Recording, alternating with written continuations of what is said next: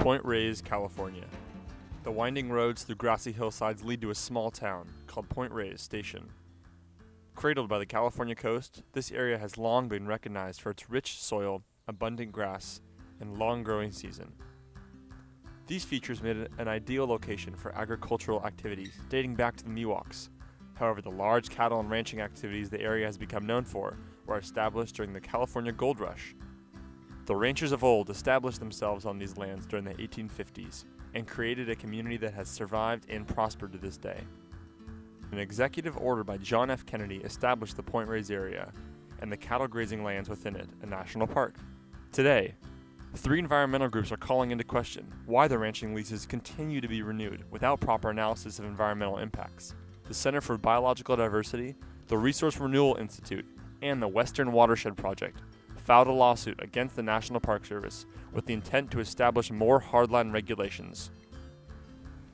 And those lands often have very Huey valuable Johnson assets founded the on it. Resource Renewal Institute, one of the groups suing the National Park Service. He has served as California Secretary of Resources in the Brown administration. We are environmental groups concerned about the nation and the public right in it. Every citizen of this nation has an asset, part ownership in the resources of the nation. The ranchers, for instance, get a bonus from the taxpayers of about $14 a month for every cow they've got out there. So what they do is they've doubled the number of cows that ought to be on the land. We don't need the density that we have that's ruining the soil. We don't really know the impact unless there is an extensive study. Now, the ranchers and farmers are worried about an extensive study because they think the potential for mischief is very high, that any little bug or plant that is harmed might cause reductions in the number of their cows or their fences to have to be moved or other big changes that'll cost them a lot of money. I mean, all they have to do is do their job. All they've got to do is give us a report. And they don't want to do that because the ranchers don't want it done because they've abused the landscape. They believe the cattle are harming the park. And if the study shows that, the cattle will need to be reduced. We couldn't make any headway in discussing it with the Park Service, so we're going to have them talk to a federal judge. Should this national park be actively farmed? Most national parks aren't. There's 400 national parks in America. Only about 30 of the national park units have active cattle grazing in it. The establishment of this park was twofold: to preserve the natural environment for all Americans and to preserve the historical ranching practices.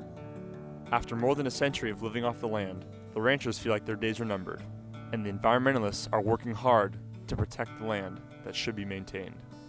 I think if there hasn't been a study that's been done of the cattle grazing out there, the federal law usually requires these kind of studies in national parks. I mean, if the study shows that the cattle are doing harm, the environmentalists can then get the court to order that the number of cattle have to be reduced. Part of the environmentalist argument is we've got a little bit of evidence that shows there's harm out there. The other part is we don't really know for sure because we haven't done a modern comprehensive survey. We haven't put biologists out there. We haven't measured the loss of endangered plants or the runoff of waste from the cattle into streams that might harm fish.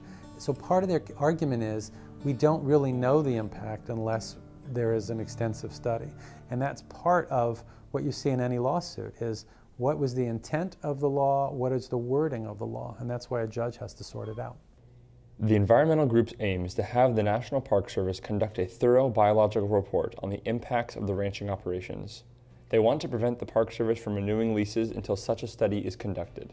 The environmental groups have said part of the goal here is to reduce cattle grazing in other national park units. So they're trying to set a precedent to say national parks are not places where we should have commercial agriculture. So once the park was created, the ranchers voluntarily sold their property to the national park. They got paid a lot of money for their lands, more than it was worth as real estate at that time. They agreed to rent back the property. Now, they thought they'd be able to be there forever. Yeah, they're lying. It's not true at all. I was there sitting in the room 50 years ago with the Secretary of Interior when that was discussed. So the Park Service is sort of stuck in the middle.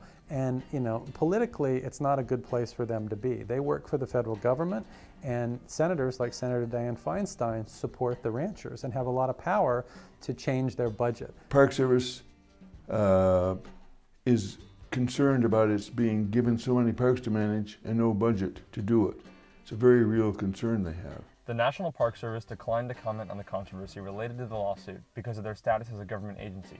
So the idea of the National Park Service even saying we support a study is going to get them a lot of heat from people in West Marin who support the ranchers, who don't want anything to change out there. I mean, I think that they want to be on the ranchers' side because it's you know, everything boils down to money. It's an economic thing for the county. It provides a lot of jobs. You have a federal employee in a rural community responsible for all the lands around there, and all the ranchers are grazing. He goes to church with them, his kids go to school with their kids.